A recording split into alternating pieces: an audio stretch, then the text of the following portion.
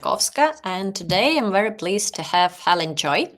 Helen works a lot with huge amounts of topics related to emotional intelligence and leadership skills. And today we're going to talk with Helen about a tool. Which I think is one of the key skills and tools for the future of leadership, which is called reverse mentoring. Helen, can you please introduce yourself and your background? Absolutely. So I work in and around leadership, culture, transformation of organizations. And I've done that for 20 years now, which is quite frightening when you add it up like that. But what I've done over that time is work with a whole variety of different types of organizations and industries. And my role there is to help them to understand how the world's shifting and changing and how leadership is very different from how it was 20 years ago when I started, and how to change their culture and their leadership style in a workplace which is moving so fast. You think we've got our key things that we've got at the moment are, we've got hybrid working, which we haven't nailed that yet, and that's been 5 years and we still aren't perfect at doing that. We've got Gen Z entering the workforce, and we're not entirely sure how to deal with them because they're so very different. And now we've got AI on the back of that as well, which is shifting what it takes to be great in the workplace, and is really highlighting for me the whole human element um, of being in the workplace and how important that is compared to how it used to be and how it's going to be. Yeah, and what we have here, I mean, in terms of context, so there is a change. I mean, I think it's just like, this bold line and um, very strong layer of our context today and for upcoming years as well. And when I was working on this podcast, I talked to some of my peers about the reverse mentoring, and the concepts seem very clear, but when I start to talk to people, they imagine, oh, I've heard about this. It's when small babies come to nursery homes and they start to bond with elderly peoples. So at the bottom line, it's pretty similar. But when we're talking about leadership skill, I mean, what is reverse mentoring and how it works, and why it's so important today with when we have so much changes around us, like context, AI, hybrid workforce, and all of that. Yeah, absolutely. I think, if you think about the fact that already Gen Zs make up about 20% of the workforce, so they're already a significant proportion of people coming through. And they're very, very different in terms of their expectations of work. I'm Gen X, and Gen X and older millennials had a very different approach to work. It was very much about, you come in, you build your experience, you do your time, you understand expectations, and you move on from there. Whereas with Gen Z, it's very much about inclusivity, it's about transparency, it's about, they have much faster expectations of how they'll progress through the workforce. And you blend those two, and you've got significantly different approaches to the workplace. And so what reverse mentoring does is it helps those of us who are so used to working in one way, and you've still got boomers in the workplace as well, and they're in significant positions of power still. It helps them understand and make a bit more sense of how quickly the world is working, how quickly the world is changing, and what that actually means to a shifting and changing customer demographic as well. It's not just about how we work internally, it's about how we position ourselves and how we actually sit in front of the people that we want to effectively sell our products and services to. So it's about both understanding your new workforce and understanding your market, because Gen Z is a purchase power. Oh, yes. Yeah, absolutely. And it's that whole sense of, we've done and run businesses in one way for such a long time. And if you think 20% of your workforce, a fifth of your workforce, doesn't want to work in that way, you have to change and adapt and make adaptations to that workplace, because that 20% is only going to get bigger over time. So recognizing and understanding how people want to work, and how, if you put that inside, alongside things like AI, which is another massive factor, which is changing how we work. And you're combining that with Gen Z, who are those digital natives who are much more fluent with technology and how it changes and how it does. And they're much more adaptable in terms of um, how they learn these new technologies, how they absorb these new technologies and make them just a part of their every single day lives in a way that is much harder for my generation to do, because our brain patterns have become more fixed and we are so used to the way that we do things, that having that different, refreshed approach can really, really help how you decision make moving forward. So basically, we have three main actors here, I mean, in the system. So we have like overall, I don't know, business benefits goal, whatever. So we have this elderly generation at workplace who are in position of power. And we have, but they may have lack of skills needed right now, understanding of this new emerging market, which we may call Gen Z. And there are Gen Zs who are both workforce and the new market. So in terms of that, can you please like clarify, I mean, what are benefits of this reverse mentoring in organization for this like three actors? Because it's not only about elderly people understand better Gen Z, it's a transferring of some skills in opposite direction absolutely, as well. because where we are moving to a much more technologically based workplace, what is lost sometimes is that the technology is great, but there's only one element of work. That we still have workplaces that are predominantly human factored, human centered, and we still need to make sure that those people who have got those skills on that technical side are able to bring the human skills that underpin the success of blending those two together. And what reverse mentoring does is give you the opportunity to bring those two generations together and recognize that fundamentally we want the same thing. We just might have slightly different priorities about how we get there, and not priorities in terms of, but behaviors in terms of how we achieve that. So if you can then bring those two together, what you're getting is Gen Zs that recognize, yep, technology is fantastic, but you need all of this human skill, and all these experiences and all these things and reasonings as to why things don't always work. And technology, you can't just drop it in and expect it to fit. It doesn't work like that. Human beings need time to change and adapt and move. But then again, at the other end, you've got a senior leadership team and a C-suite who need to understand that those technological changes are having a major impact on the way people feel and think about the work that they do as well. Jobs are very, very different. I was reading a statistic today that said that by 2030, 70% of skills needed in the workplace will have changed from what they are right now. And that's 5 years away.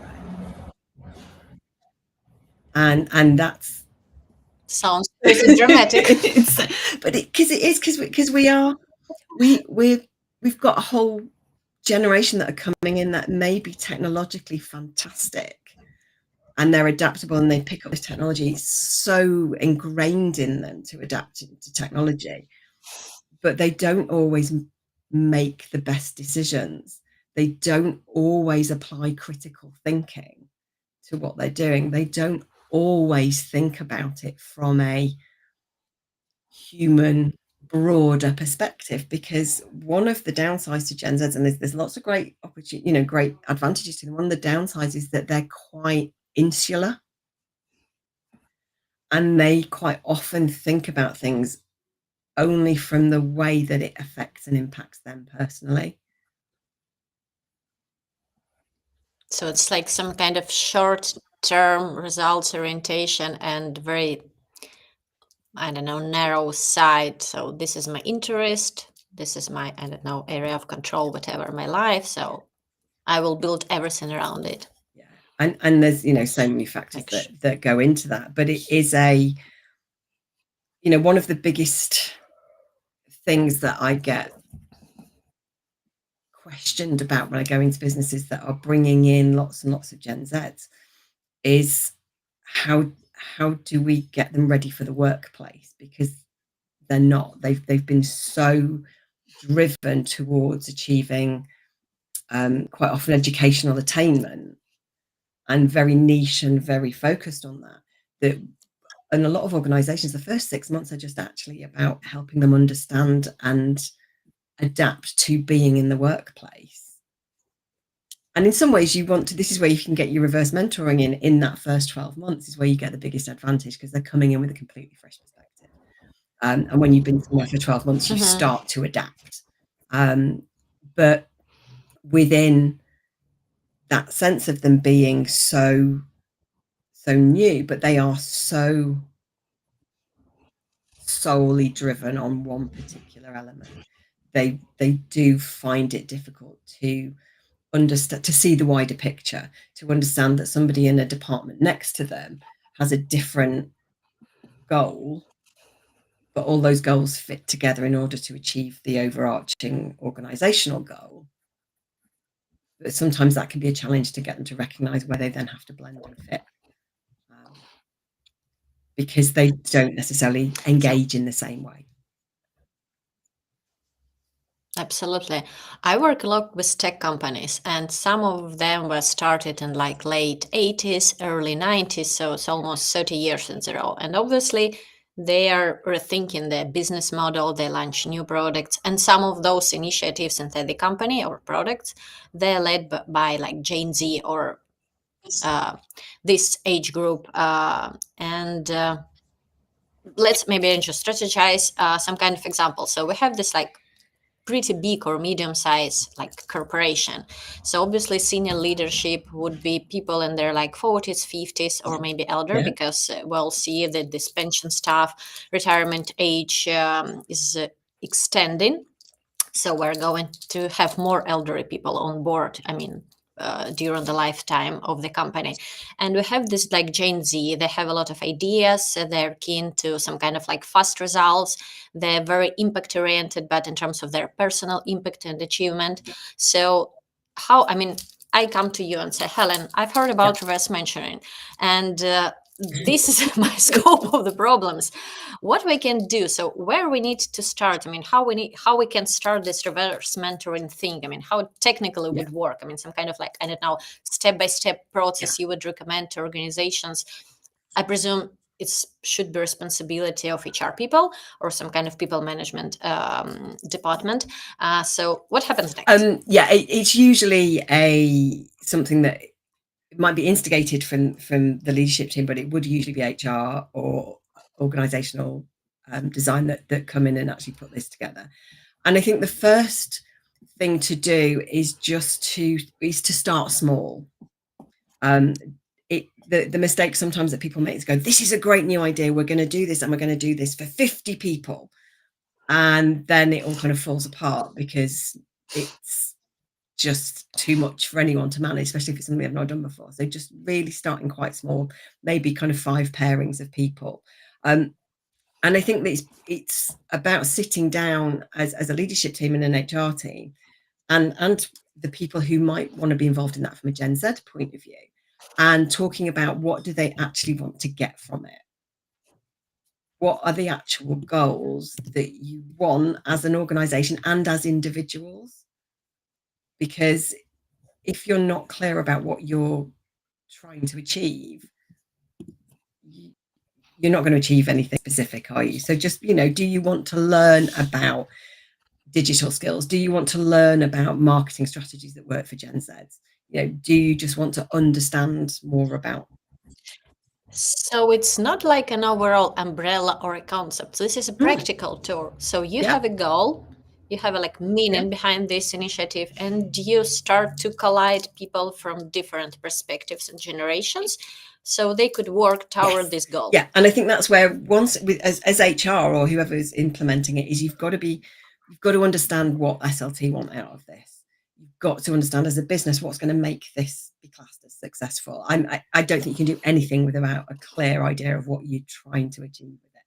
And then it's about picking people really carefully, because again, if this is something that is a senior leadership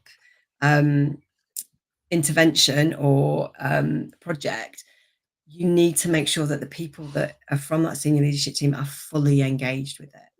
They're not just doing it to tick the box. They're not doing it because they're being told to. They've got to believe.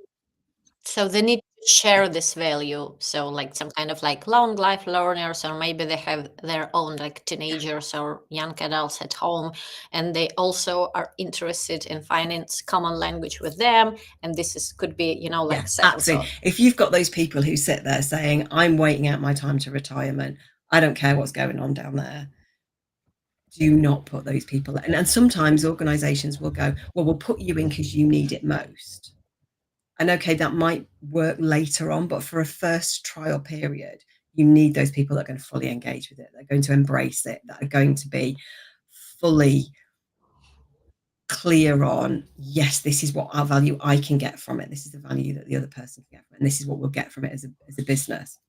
And then it's about creating that psychological safety. Because if you've got someone who's a Gen Z, they're new into the business, they've got to be completely confident that sharing their perspective is not going to negatively impact on their career.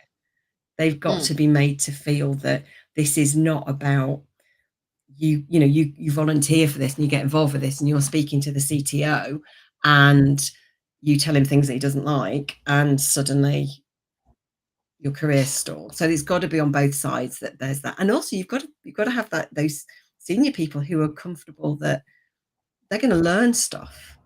They might get their mind and their perspective changed, and they've got to be ready and prepared to do that and to be comfortable with that happening. And then, so it's that making sure that everyone's clear that there's no judgment.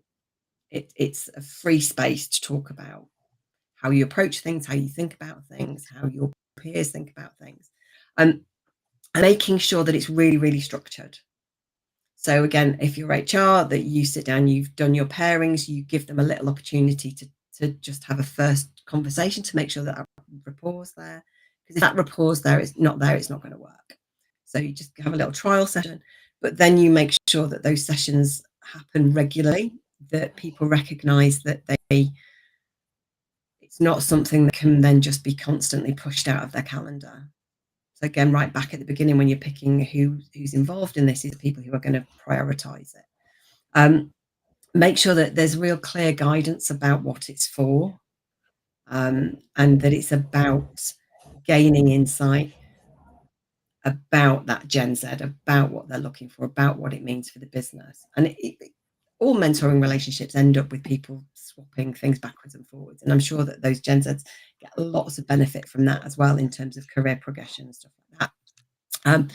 But then it's about having the feedback loop and making sure that after each of those sessions, that psychological safety is still there, that those individuals know that everything, that yes, it's still on track. Yes, we're still getting on well. Yes, we're still comfortable. Yes, we can still see the benefit. And then making sure that there are measurable outcomes. So sitting there and saying to that senior member of staff, right, what have you learned? What has changed in terms of how you think about that generation within our environment? What sort of things do you think we can start to change potentially? And also from a customer point of view, are there things that we're learning and we're shifting? And how are we then going to take all of that really valuable stuff and how are we going to see what we can change and implement and apply across the organization as well? Because ideally what you want is things that you can make tiny changeable actions across the business as well. And if you get little wins, there's bound to be little things that come out that you go, do you know what, that's dead easy, we can do that. It takes no time or no effort to change that particular thing and actually will make things a lot easier for people. So tracking those wins and actually making sure that that's recognized and acknowledged. And then, again, have a time framework around it, do it for 6 months or do it for 3 months and see what happens, see what outcomes you're getting. And then as these things actually start to positively impact, that's when you can look at broadening it out. That's when you're going to go, right, have we got another 5 senior leadership team members who want to participate because they can see how this might benefit their division, their department, their function. And it's that thing as well. So basically, go on, sorry. Sorry, I mean, basically the process is designed itself so it would have the maximum success rate possible. You take engaged people from both sides. Yeah. You have clear and measurable goal. You have a process step by step, and it's regular, which work best for like psychological safety and our brain and deliverables. And you work on promoting small quick wins you have during those process. And you start with like small, in tech we call it like MVP, Yeah. minimal valuable product. So we start with something small. You see how it works inside your organization, which type of people are good for this for both sides. And you need to have those success stories to engage more people. And you have a feedback loop, and you start to scale when you feel like confident. Okay, this result I'm proud of, and actually what my business needs. And it's like a perfect tech microcosm of how tech people run most projects. It's exactly the same thing. You're just doing it with people and engagements. And I think one of the other key things as well to think about is try not to have people in lines of control. So because again, it can feel, people feel more threatened if they are in their chain of command, because that can just make people feel a little bit unsettled. Yeah, it's a good point. And in terms of like other possible bottlenecks or challenges, or in your experience, something which led to failure.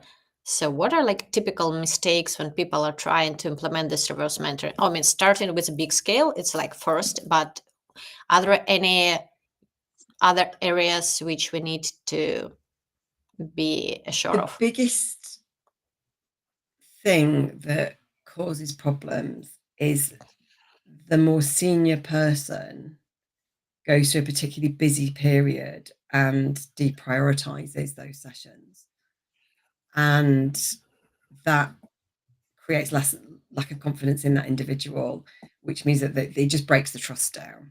And you're trying to do this alongside a functioning organization, so there's always potential for things to get moved, but it's and things can move once, but when things get moved and cancelled, so it's I think the biggest, and it's not picking the right people.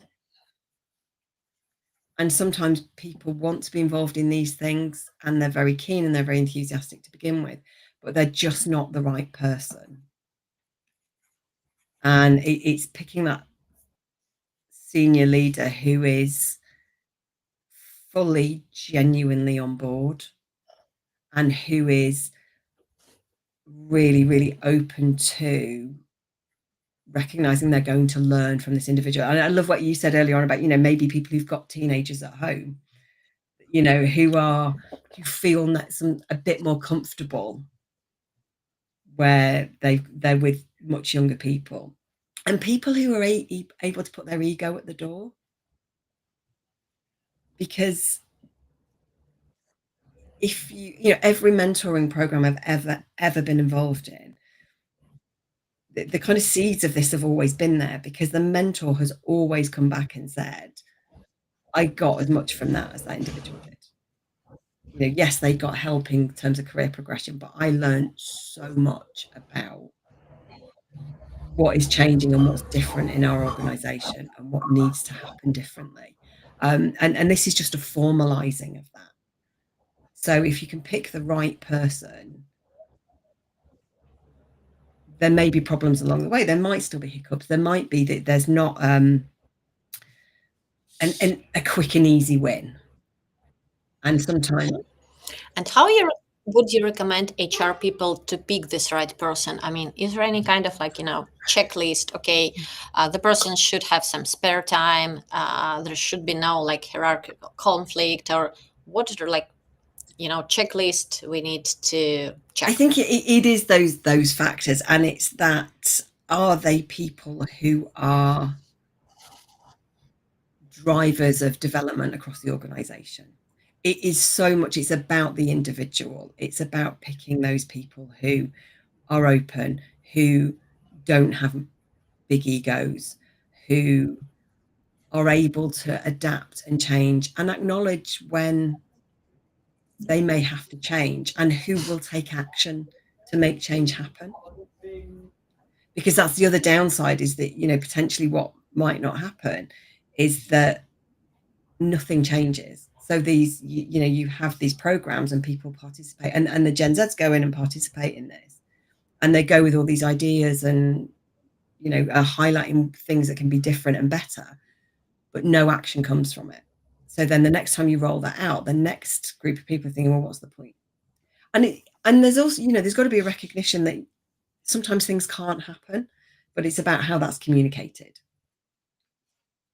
and how those things are, you know, that something, you know, this would be so much better if we could all work fully remotely and never had to come into the, you know, and that's not going to work for practical reasons. And from a Gen Z point of view, that means I can have my whole life balance and I work better at home and I work better at but that actually doesn't work for the business for particular reasons. However, there might be a part way. So sometimes it could be like a part of, let's say, corporate university program. I mean, learning curve we need to have, and it's inevitable stuff. Or any organization, you need to learn something about your like workforce, or your market, or your customers. And not of those could be converted into business ideas, some features, I don't know, product line, whatever. Yeah, and sometimes it's the more intangible things. Sometimes it's just about how people are referred to in the organization, or how the lines of communication, and that, you know, there might be silos developing that the leadership aren't aware of, that, you know, especially as organizations are scaling, then it's amazing how quickly that starts to happen. But again, you know, that all of those things that they're learning can be cultural factors rather than technical adaptations as well. And that recognizing that those cultures are so, you know, the expectations of those two ends of the generational spectrum are very different. If you break it down and you go from one generation to the next, they're not massively different.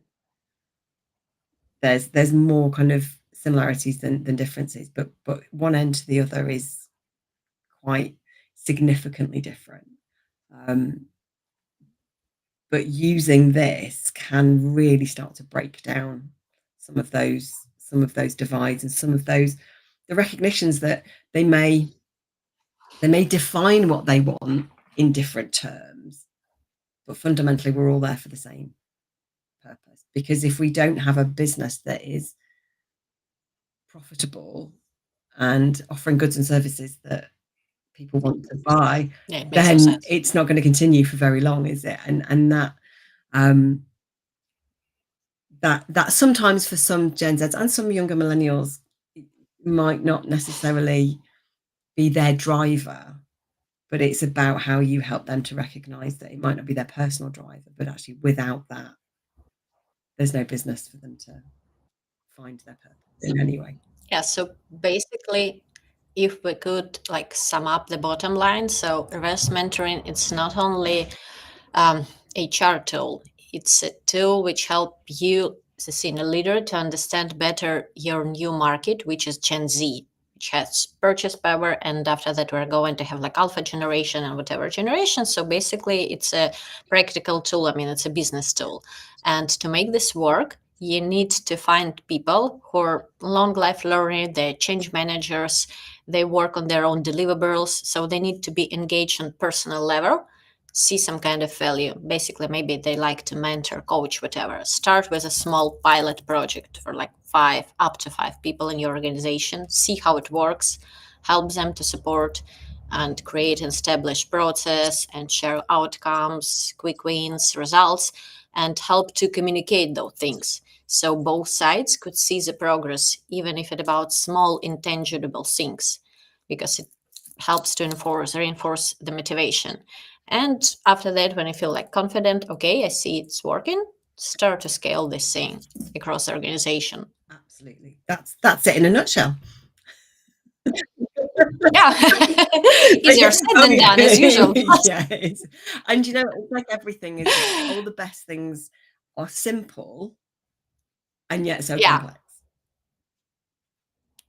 Absolutely. And we're running out of time. So what is going to be your last killer advice for organizations who are thinking about, okay, this sounds interesting, I would like to try? I think that it is have a go.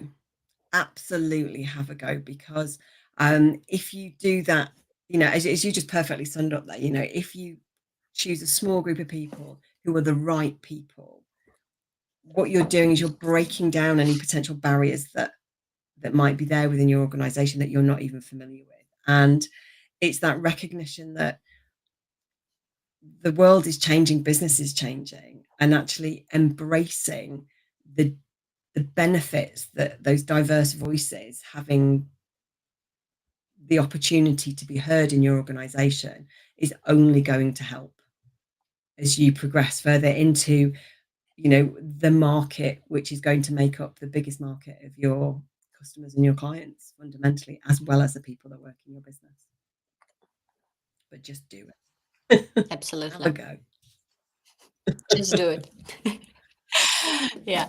Thank you so much, Helen, for sharing your wisdom and introducing us to this very important, let's say, tool and skill. I think it's about both, which we all need to embed and try as parents or as individuals or employees, whatever. And thank you, everyone, for those who are watching us live or going to watch us later. I encourage you to follow Helen on LinkedIn.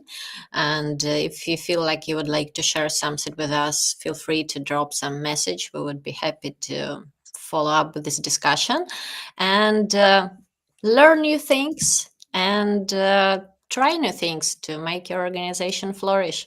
Absolutely. Thank you so much, Helen, for your time and spending this afternoon. No, with thank us. you so much for having me. It's very, very, very grateful to get the opportunity to talk to you about this. So thank you. So